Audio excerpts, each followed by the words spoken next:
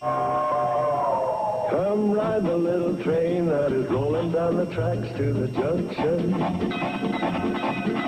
Forget about your cares, it is time to relax at the junction.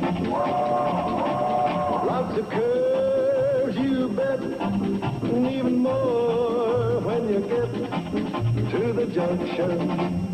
Petticoat Junction. There's a little hotel called the Shady Rest at the junction. Petticoat Junction. It is run by Joe. Come and be his guest at the junction. Petticoat Junction. Here's our lady M.D. She's as pretty as can be at the junction. Petticoat Junction.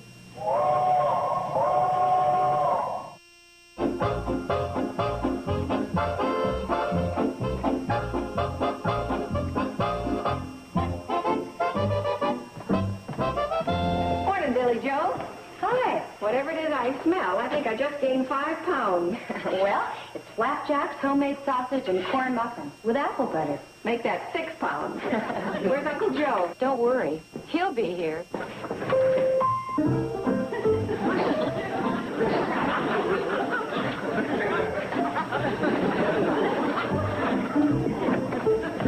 My nose is right, them flapjacks and homemade sausage. I'll take double helping. It is, and you will not, you Weight Watchers dropout. I don't have to watch what I eat anymore. Pedaling around the countryside on that old bike burns off food faster than I can stack it in with a shovel. I thought your whole reason for buying the boat was so you could take the outboard motor and put it on the bike. It is, so what? Uncle Joe, if you motorize the bike, it will do the work. You won't burn up any calories. Whole trouble started when they gave women the vote. Morning, Bobby Joe. How many flapjacks do you want?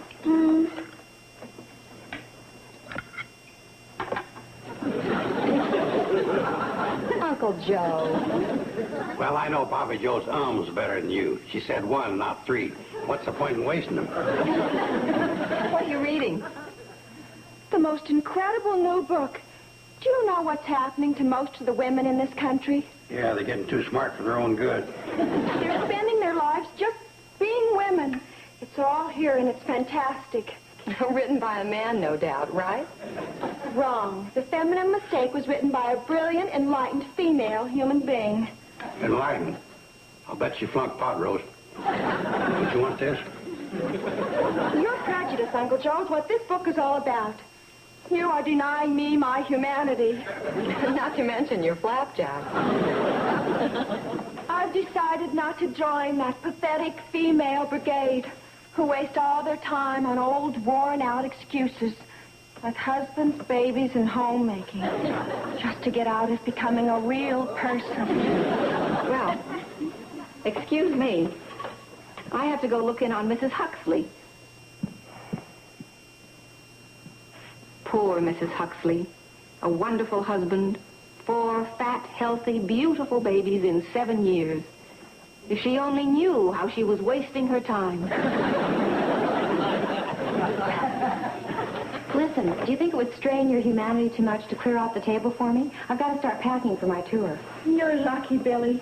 You know who you are. Oh, I sure do. A struggling singer who's rapidly becoming an old maid. Here. I admire Billy. She didn't fall into this drip-dry trap of artificial domesticity. That sounds pretty fancy. If you're not keeping house, just what are you supposed to be doing? Working, building a career, actualizing my full potential. Suppose your full potential is just keeping house. That would be too pathetic for even words. It all sounds pathetic.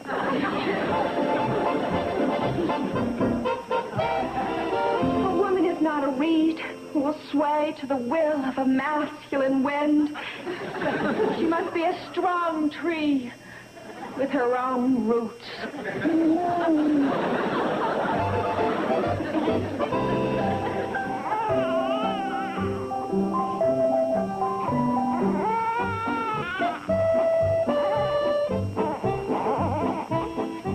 Hand me that pin, please, Bobby Joe. There, Sugar Mama's here. That's what the book says. You're probably hear too much. Do you have any idea the statistics on children who are messed up because their mothers never became people? Nope. Over 47%. Good. Good? Well, she got up the bubble. That's why she was fussing. Maybe, or maybe not. I think it's here in chapter 4. Oh, here it is. Maybe she senses your resentment. Resentment? No, it's not sterile. Oh, there's another one on the counter. Would you get it for me, please? We're way behind schedule. What you need is emancipation. Or another pair of hands. Oh, yikes! I'm already 20 minutes late with your bath, and I haven't even folded your diapers yet. Is it warm enough? Oh, I don't know. Well, try it, will you? How? Oh, shake a little on your wrist. There, it's coming. Nothing's coming out. Well, do it harder. Well, nothing's happening. Well, loosen the top.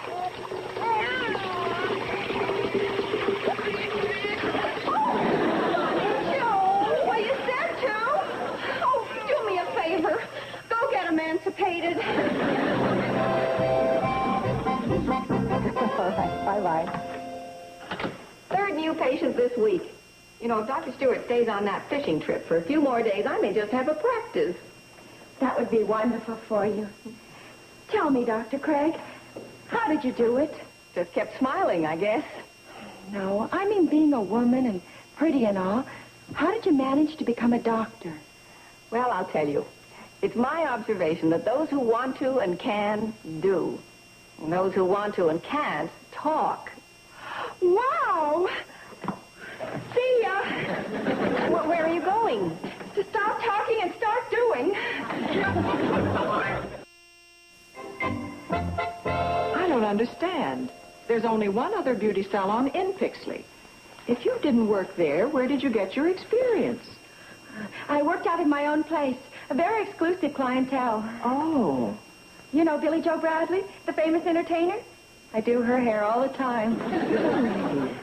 And Mrs. Elliott, and Mrs. Stephen Elliott, prominent young matron. Steady customer. Hey, that sounds good. I was going to train somebody, but with your experience, I guess I won't need to.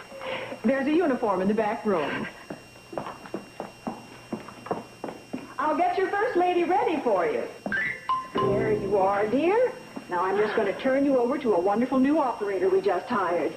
It's a haircut. Just trim it and layer it on the top. Gotcha. See you later, Mrs. Plow. Okay. Selma Plow. This is very good for the tired old roots. I beg your pardon.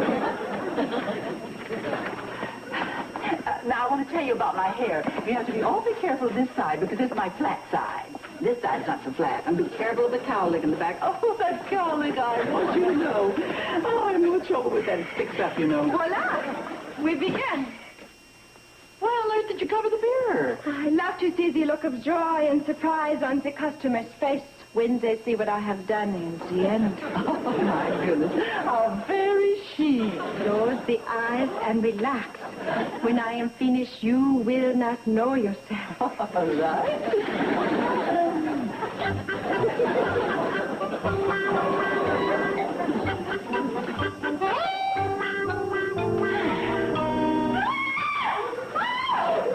What's going on here? My beautiful hair! Just look at my...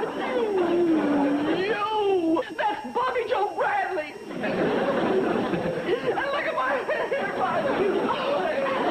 Oh, I'm so sorry. I didn't know. One girl with dramatic flair to demonstrate surefire products. Pixley Department Store. Believe it or not, ladies, these small objects may be used to perform 27 different functions. It cuts.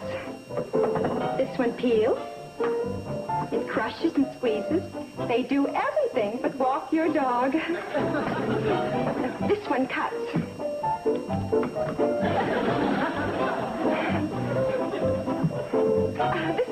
pushes and squeezes.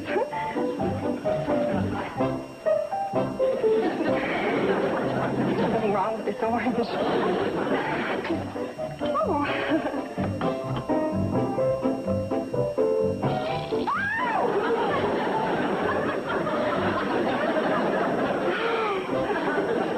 Hi there, Mrs. Clout. Good morning, Uncle Joe. Morning, Bobby Joe. Good morning. How's the identity crisis coming? Getting worse. Well, what happened? Well, if who I am as a human being depends on what I do for a living, and it turns out that there's nothing I can do for a living, then that must mean I'm not anybody. Did you get any of that? As a doctor who used to be a girl, I certainly did.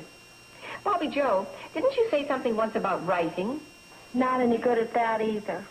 I'll bet you could write a better coverage than Sam Drucker. Just plain sloppy journalism, that's all it is. Well, what did he say? It's what he didn't say. In reporting our lodge meeting the other night, the International Order of Camels, he didn't even mention the highlight of the evening. What was that? The fact that I had scaled the third pyramid and had been promoted from 1.5 hump camel to a full-fledged 2 hump camel. Uncle Joe, do you think he might... Jealous of me. He always has been. Might what? hire me as a reporter? Hire you? Well, if you'll work for potatoes and apples, day-old bread. It's not the money that counts. It's proving myself. It's writing that great story. What great story? That great story. That's sitting right here in our dining room. The story of Janet Craig, M.D. Just picture the headline, Mr. Drucker. The story of Janet Craig, M.D., a Hooterville World Guardian exclusive, as told to Bobby Joe Bradley. Well, how does this sound? Like the headline and take up the whole front page. Do you like the idea? Well, maybe. Maybe. Mr. Drucker is sensational. It'll sell 1 million copies. Well, I wouldn't want that, Bobby Joe. Why not? Because I only print 250. Time to expand. Enlarge your staff. Grow with the valley. Well, what do you say? $25, not a penny more. My salary for the story? Your salary for the month. Take it or leave it. Oh, I'll take it. I'll take it. Oh, it's a job, a real job. I'm a reporter. Oh, Mr. Drucker, you'll never regret this.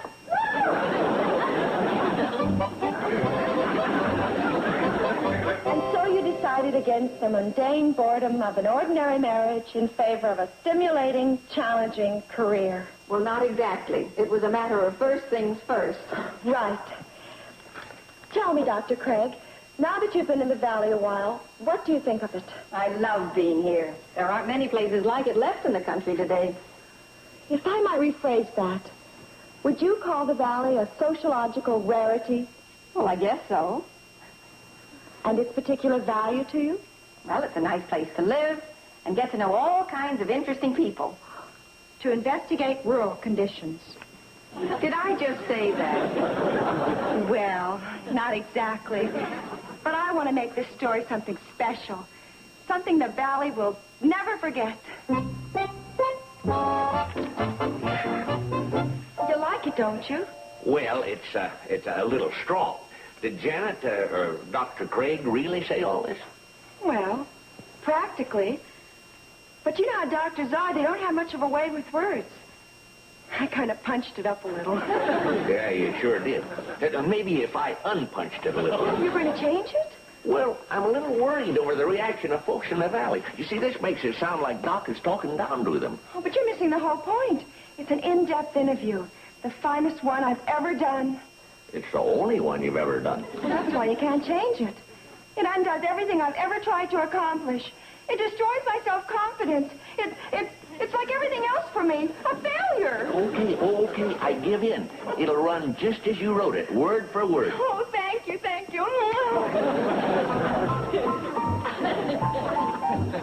Wonder if Horace Greeley had these problems.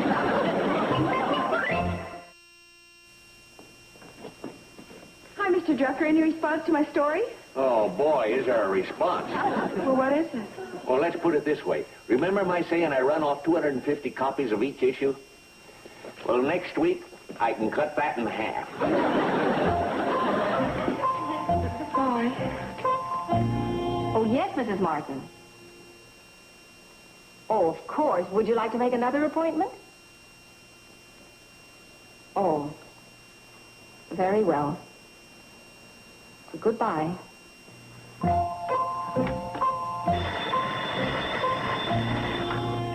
Dr. Craig speaking. Oh, hello, Selma. How's... You're canceling, too. Yes, we've decided that Henrietta's allergy can be treated in Pixley. That is until our own doctor gets back. Well, that's your privilege, of course, but would you mind telling me why?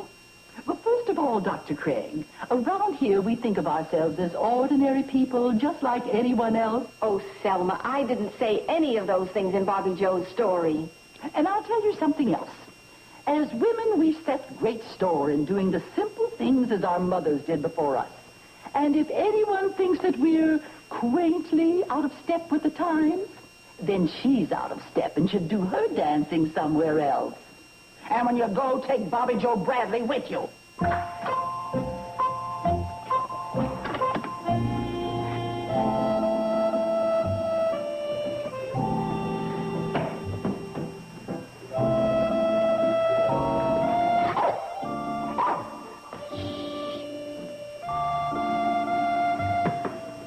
I have to go now, old friend.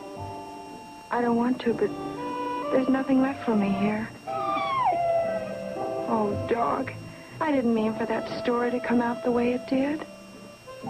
Seems like nothing I do turns out the way I want it to. Maybe in Riverdale. Watch over the place. Okay?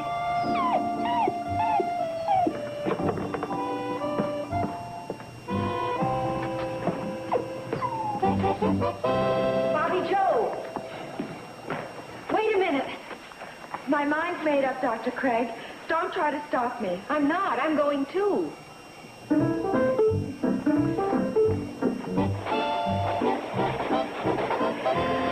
I didn't think you'd want to talk to me after what I did. I'm very ashamed and very sorry. Apology accepted. Where are you going? Riverdale. To start a new life. Where are you going? To Pixley. Buy a ticket to New York.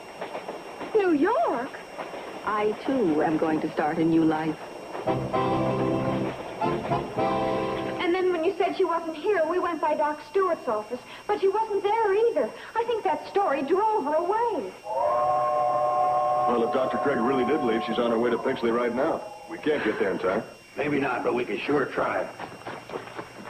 What in the world is this? My new invention. Keep your fingers crossed. She'll do 50 if I can get her started. On land or water?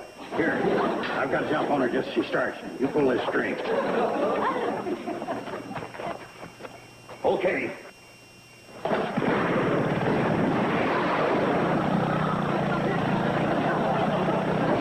She worked. Did you see that? She worked. Well, anyway, you did work. It's that story I wrote that's making you leave, isn't it? Oh, no, it wasn't only that. I don't belong in Hooterville any more than you do. What do you mean? Look, we're big city girls at heart. We're smarter than most women, Bobby Joe, and that makes it tough on us. We're both still trying to find our niche in life, and it certainly isn't in a one-horse town like Hooterville. I thought you liked it. Oh, sure, for a visit, but not to spend a lifetime there. Why not? Well, for one thing, there aren't enough interesting people to talk to. There are two. You know where to look. Well, I found it pretty dull. And for a young girl like you, it must have been deadly. Deadly? Why, I have dozens of friends and hundreds of places to go. Really? Well, then I suppose the reason you're leaving is because you don't have any meaningful work to occupy your time. Are you kidding? Why, I'm the only one left to give that woman's touch to the Shady Rest. Why, they need me. Then why are you leaving? I don't know. Why are you leaving? Because I felt unhappy? dissatisfied, and a little foolish. Dr. Craig, don't you know that when you're running away, you can leave everything behind you but yourself? That's a good thought. What you've got to do is face up to people and show them that you're not really what they think you are. You really think so? Oh, I know so.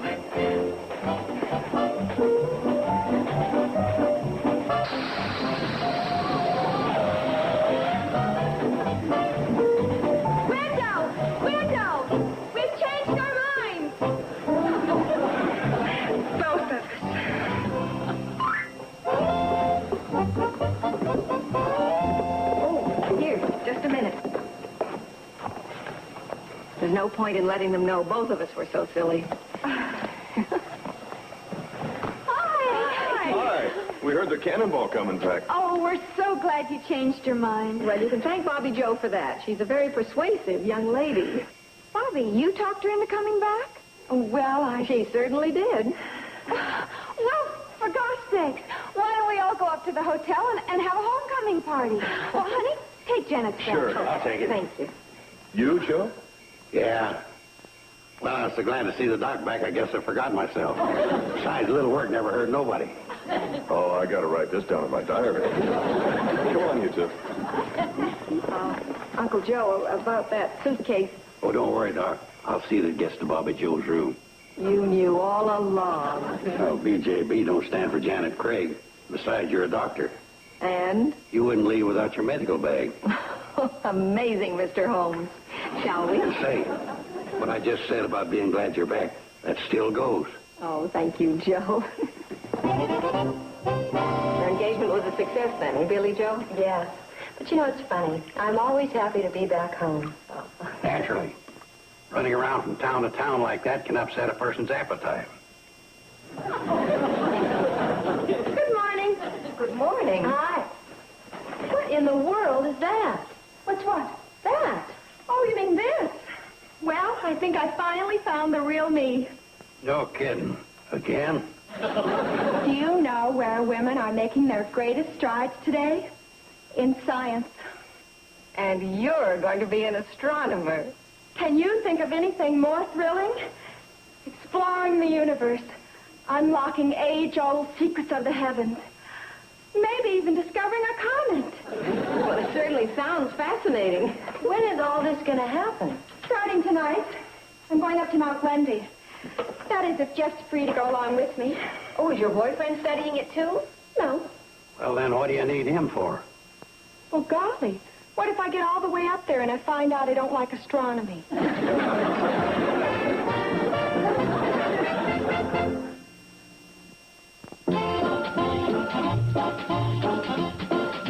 This afternoon, beginning at 5, don't miss the fun and laughs on Amen and Give Me a Break. Then, stick around for the action and adventure on Night Rider and the A-Team. Now, stay tuned for Green Acres, next, here on TV 39.